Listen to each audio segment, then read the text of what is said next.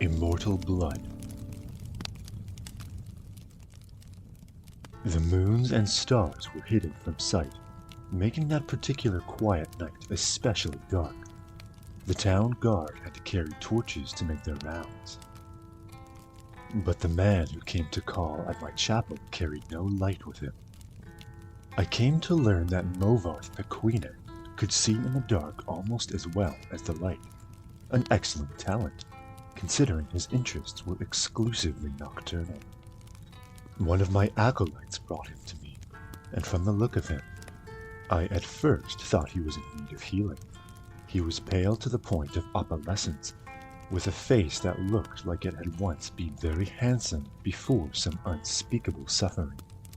The dark circles under his eyes bespoke exhaustion, but the eyes themselves were alert, intense, almost insane.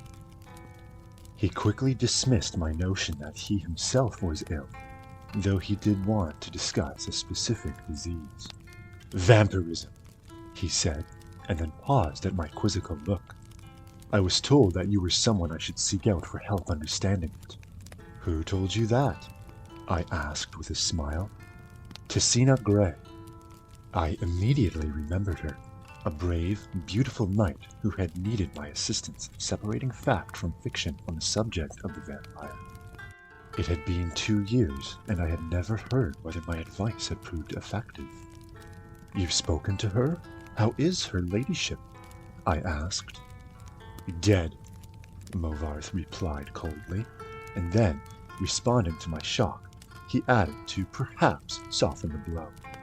She said your advice was invaluable, at least for the one vampire. When last I talked to her, she was tracking another. It killed her. Then the advice I gave her was not enough, I sighed. Why do you think it would be enough for you? I was a teacher once myself, years ago, he said.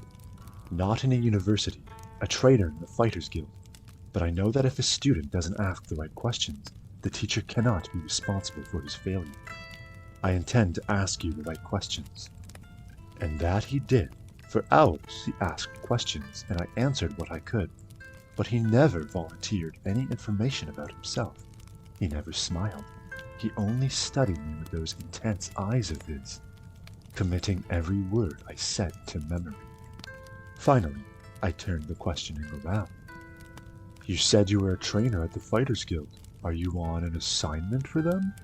No, he said curtly, and finally I could detect some weariness in those feverish eyes of his. I would like to continue this tomorrow night, if I could. I need to get some sleep and absorb this. You sleep during the day, I smiled. To my surprise, he returned the smile, though it was more of a grimace. When tracking your prey, you adapt their habits.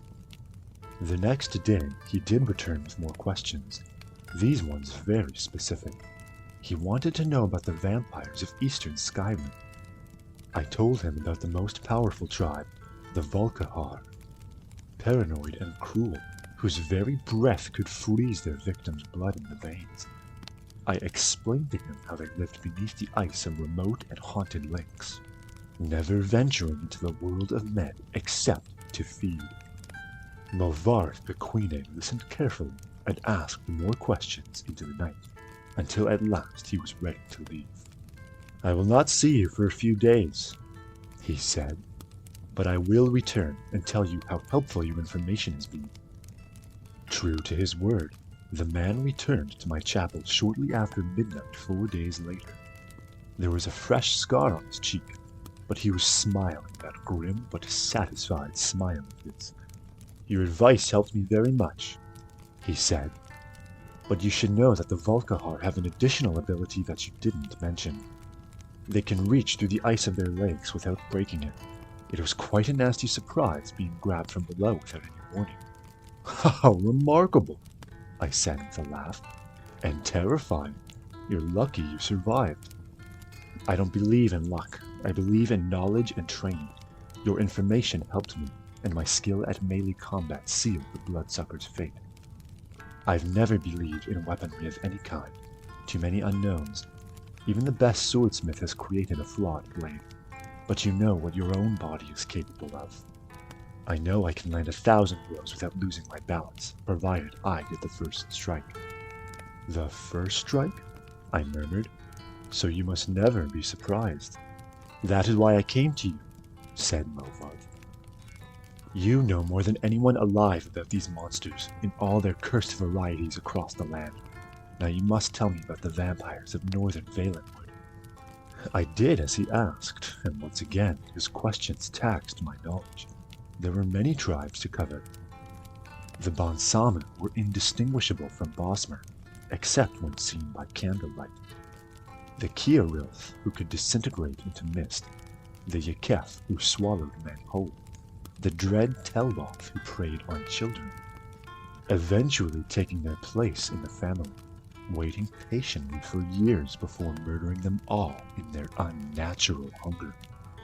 Once again, he bade me farewell, promising to return in a few weeks. And once again, he returned, as he said, just after midnight.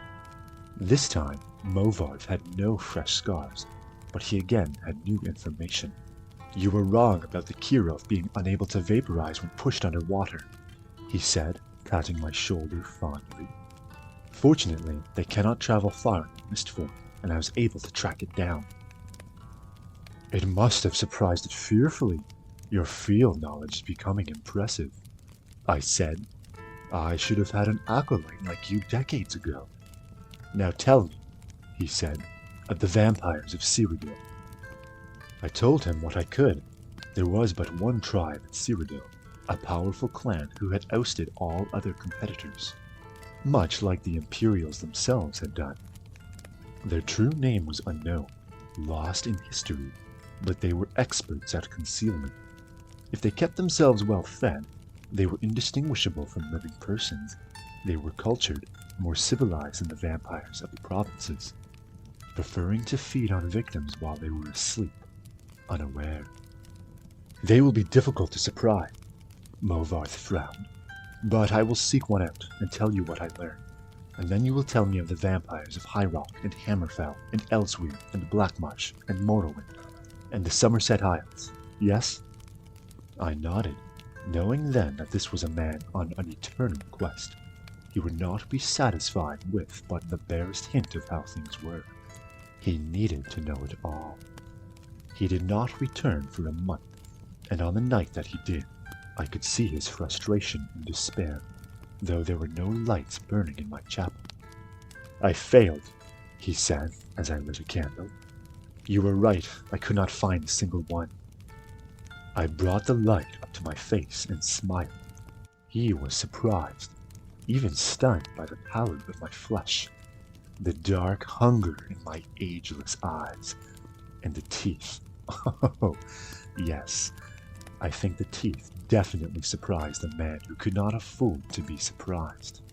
I haven't fed in 72 hours, I explained as I fell on him. He did not land the first blow, or the last.